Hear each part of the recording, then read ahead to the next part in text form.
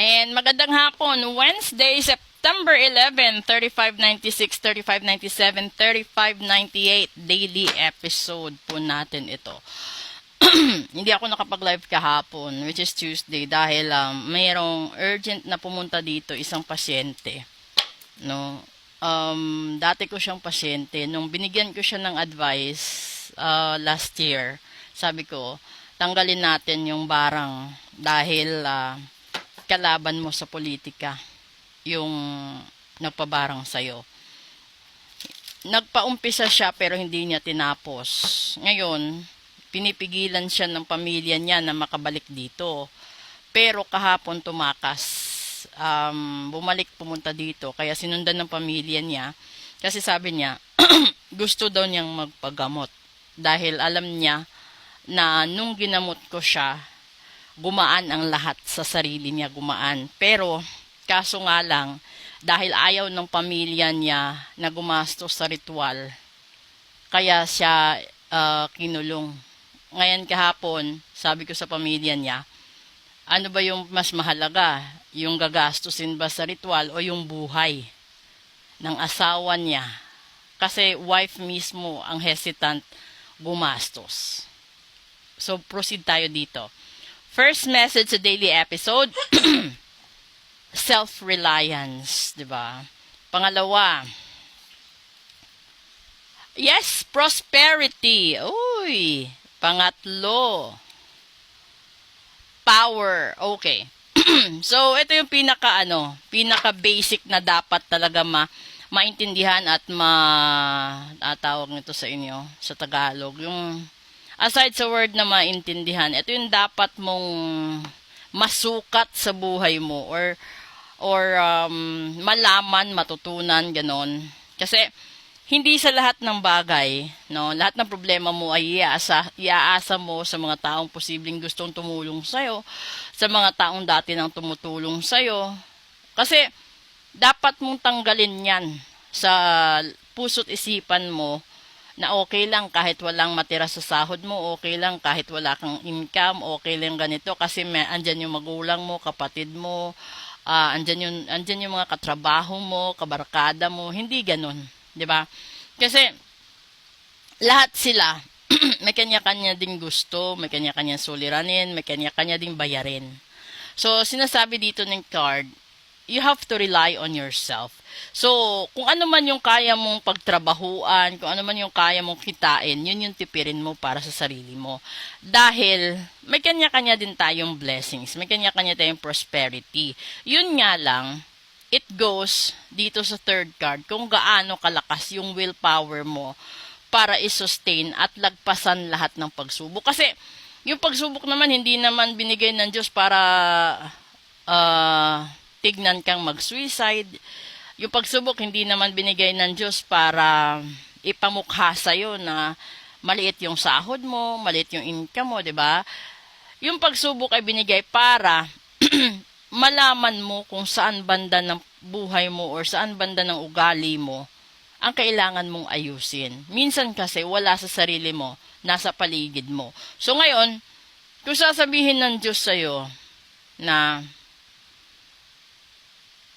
gusto mong tumulong, laging gusto mong tumulong, magbigay.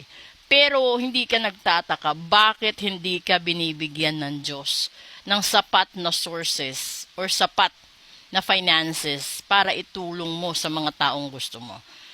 Kung papalawakin mo yung sariling isipan mo, look on the other side of perspective, dun mo malalaman, maiintindihan.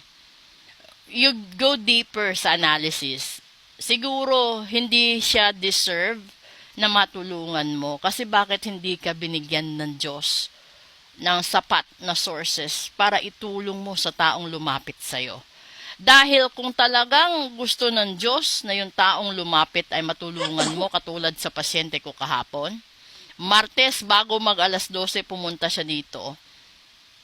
Dahil yun nakasaad na kailangan niya talagang lumapit. Kailangan talaga niyang mabuhay. Gusto pa niyang mabuhay. Dahil kung hindi naagapan kahapon at nadagdagan siya kahapon ng kalaban niya sa politika, siguro hindi natin alam.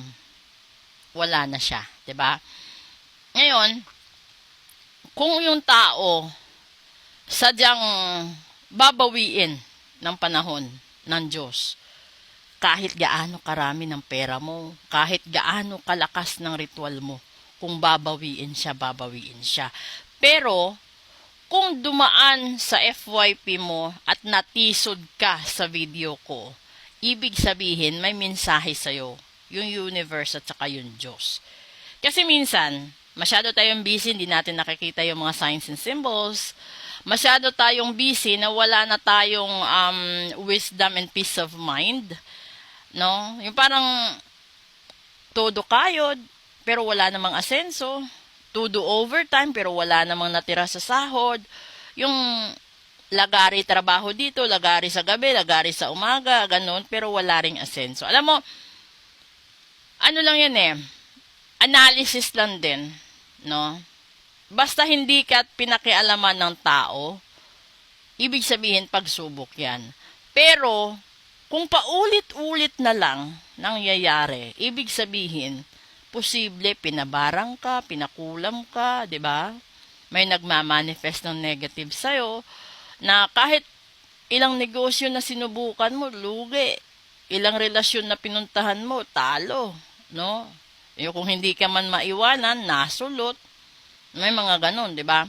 Pero kung ito na may kamalasan sa trabaho, malalaman at malalaman mo din kung merong mga taong nagmamanifest sa'yo negatively. Kasi minsan, dito vice versa, hindi lang din ibang tao, sarili mo din, di ba?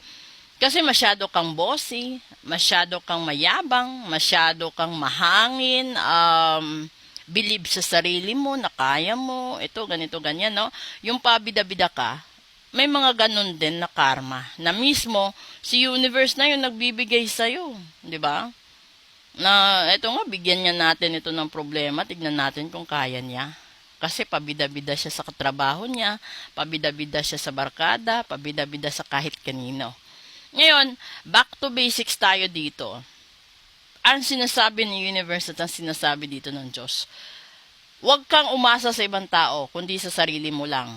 'Di ba? Kung gusto mong makamtan ang walang hanggan na blessings. Kasi it's not just money. The blessings is good health, happy family, having a peace of mind, enjoying your fur babies and other people around you. Or together with nature. Kasi iba-iba naman yung gusto ninyo Abundance and prosperity comes in a different form. 'Di ba? Yung iba gusto lang gumaling sa sakit, yung iba gusto lang makauwi from overseas, makapiling pamilya nila. Yung iba naman mapatawad sila ng mga taong nasaktan nila. Yung iba magkaroon ng anak. Yung iba magkaroon ng magandang buhay, magkaroon ng bigas at ulam sa hapagkainan. Ganun. Yung mga iba makapag-aral yung anak. Ganun lang, di ba? And then, yung last card kasi willpower So, nasa sayo yun kung paano mo lagpasan lahat ng bagyo at uno sa buhay mo. Parang ano lang, parang nasa karagatan ka, di ba? Minsan maalon, minsan hindi. Minsan naman napakaganda ng ulap, minsan napakadilim. Ganun ang buhay. So, ibig sabihin, hanggat may buhay ka, may pag-asa, kaso nga lang, huwag mong iasa sa iba, kundi gawin mo sa sarili mo.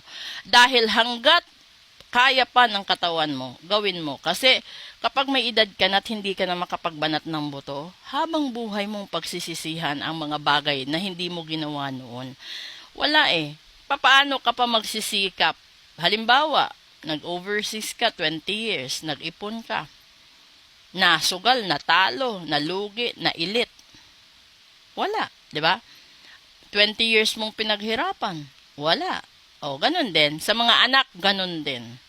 So, habang kaya pa ng magulang nyo, mag-aral kayo ng mabuti. Dahil hindi habang buhay, nasa magandang kondisyon ang pangangatawan nila.